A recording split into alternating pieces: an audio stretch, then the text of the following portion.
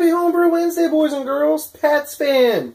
First Homebrew Wednesday, well, my first Homebrew Wednesday of 2015. Cheers to y'all.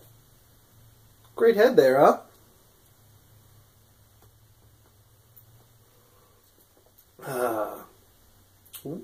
Ooh. Nice. So, here's one of the pluses of being a bit of a bimbo and not very good in your organization skills. I found this little bad boy right there, Baltic Porter. I, of course, lost the cap as well. It fell off. Or when I popped it, it fell off, and I think it rolled under the keezer. But if I recall correctly, it said that it was bottled on March 2013, so I would assume, 6 weeks or so, maybe, 4 weeks, 6 weeks before then. It was brewed, so it was basically brewed sometime probably February 2013. SJ can correct me if I'm wrong, but yeah, that means this bad boy is almost 2 years old. Amazing aroma. I don't know what he used in it, hop-wise. I want to say nugget, but oh, great, yeah. It had very little hiss, so I was a little concerned that it had leakage, but I mean, you might, because it's a porter, you're not going to be able to see the bubbles, but there's perfect bubbles. I didn't need to pour it as aggressively as I did. I mean, it's perfect. Literally the textbook definition of perfect. Oh, that is a good beer, but let's not waste everybody's time. So, it's 2015. As you guys saw, the SJporr Comp ended. Nate won for the world. Grant Baker took second. Fuck yeah, Grant Baker. And then I've been drinking a lot, so I forget what happened on the rest of the people. But it's all there on the website. Man, what a great job. All the hubs, Larry, Kevin, SJ, Paul, Tony, oh, my Canadian brother, Sammy, Chris over in the UK, just everybody that was a hub. Gash, come on, get it together, Joe. Everybody that was involved, can't say thanks enough for the hubs. All the sponsors, just can't say thanks enough, guys. I did a great job. Everyone did a great job. It was a great comp. So hell freaking yeah. It's cool that it's over. The only reason it's cool is because it means next year's can start at some point. We can start talking about it at some point soon. And then, it's cool that it's over because really good guys won, and people that deserved it won, and it was just awesome to be a part of it. And that's all. It's just cool that I got to be a part of it, and it was cool that I got it to the second round just so I could taste more beer. That's what it was for me. I was looking at it like, can I get some more beer? That's all it was. But yeah, that's that.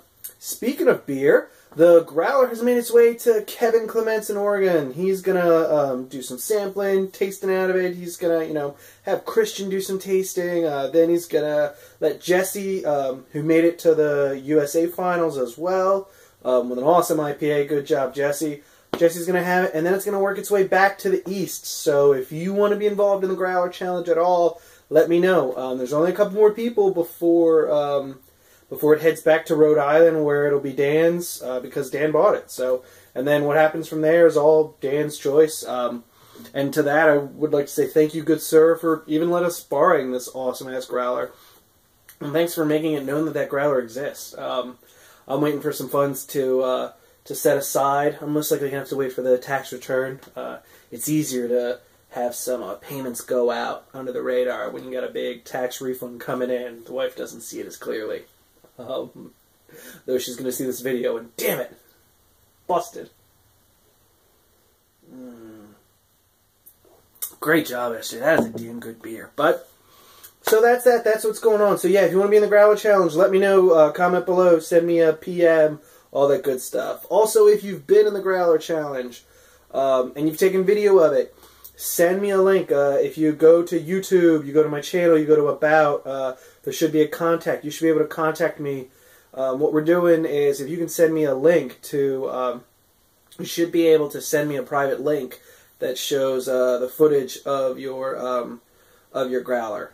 If that doesn't work for you and you just made footage of your Growler and you want to put it up, I'll edit it all together. I'll download it from your page and I'll put it together. But at the very least, send me a link and say, hey, here's footage of the Growler so that I can compile it. My goal is to compile it all and make like a really cool little video of its travels all the way across America and, consolidate it down to a cool video. So that's that. I believe I have checked everything off that I wanted to. We're just rolling with this. Well, the next thing. So, I want to talk about an extremely underrated but very necessary part of everybody's brewery that if they don't have, they need to get. I personally like to use, for my brew software, iBrewmaster. Some people like to use Beersmith. It all depends on what you want. I like to use the mobile version, so it's all on my phone. I'd like to show you, but my phone is what's recording this video, so it is what it is.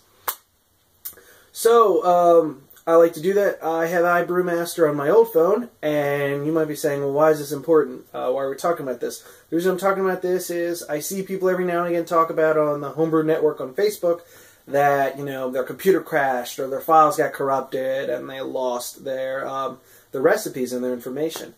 And that's what I wanted to talk about, one of the most, like, basically unheralded, you know, least talked about thing, and that is a brew log. So I've got two examples right here. This is the one that my wife bought. It's made out of wood. Check this out. But yeah, it's an awesome little brew log. It's got, you know, everything you need in there. So just to break it down, has the beer name, the date, who was involved brewing, the mash water, the mashing, if you wanted to do a protein rest, acid, starch, all that good stuff, how much sparge water you boil, what kind of yeast did you do, starting gravity, final gravity, approximate ABV, all that good stuff. Comments, and just a really, really nice, nice brew log. And then my sister got me this one. This one is from Uncommon Goods. It's really freaking cool because, yeah, there's good carbonation in that beer. In this, it's got all types of things. For my friends from the UK, I can actually just pull this out now when you're talking about your beers. It's got a conversion chart. You know, it's got your SRM chart. It also then goes into what type of glassware works well, ABV reference. This is a great one for beginners. This one that my wife got is definitely more for advanced people who know what they need to write down and who know everything. But this goes into, you know, hop charts, all the hops that are out as of, I want to say it's 2014 because I saw Belma and Bravo in here. So that's pretty good. Then it has yeast strains. This one's from Uncommon Goods, in case I haven't said it enough. It's awesome. Yeah, it's really cool. Has a lot of stuff in here. And you guys might say, oh, well, I saved my stuff to the cloud, or I saved my, you know, I backed my stuff up on, like on separate computers. That's all well and good. Me personally, I think it's always good to have, you know, sometimes old school is the way to go. And having an actual brew journal is awesome, because my goal is basically get enough recipes to let my kids open up a brewery or open up a brew pub. That's my goal. So, you know, just because I have something saved on Microsoft, you know, 8 or 9 or whatever the hell it is, it's probably like 13 or... I know it's not Vista. I know that. That's how bad of a computer guy I am. You know, they might not have software in, you know, 2025 that can operate Microsoft Vista. So it's always good to have a brew journal here. And it's... The reason it's always good to have a brew journal, it's really good to take a lot of notes. The more notes you take, the better. I got both of these for Christmas and my birthday, and my old notepad is a little composition book, which now I've cut off and basically is now my experiment book. I talk about, in there I'm writing down all my experiments, stuff that I've done. That way, you know, if something happens, God forbid, my kids have, you know, something to start off on and say, okay, this is what Dad was talking about on his rambling YouTube videos. But, yeah, one of, I think, the most untalked about and necessary things that we need as brewers is an actual brew journal. Don't rely on Beersmith or iBrewmaster to keep your stuff. Especially shit, with everything being hacked nowadays, all the stuff I have on iBrewmaster isn't even right. I am like so paranoid. I don't even use the exact hops. I tweak the hops and I tweak the percentage to tie back to what my percentages are. I mean, that's maybe paranoid, but is what it is. But yeah, so I wanted to say, if you guys don't have a brew journal, you should definitely get one. A brew journal, a pH for if you get into souring, a hydrometer, and a really good thermometer. Something you could put in the mash. Not like a thermometer on your brew kettle. A thermometer, you can check your mash temperature, you can check your sparge, you can check for your hydrometer readings. A lot of people will do a hydrometer reading at 100 degrees and be like, oh, I missed my points by this much. What am I going to do? What did I do? And it's like, well, hydrometers most are supposed to be around 60, 66 degrees. So why don't you just wait, champ? until it gets to the temp, and then redo it. So that's basically what's going on in Belcher Brewery. Just wanted to talk about that. I think it's something a lot of people don't talk about it, and it's a good thing. You should definitely have a brewer's journal.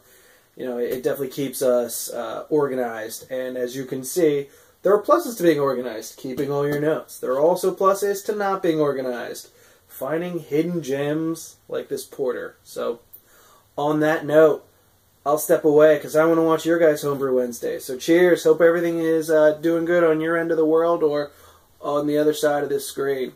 Cheers, guys. Happy New Year and happy Homebrew Wednesday.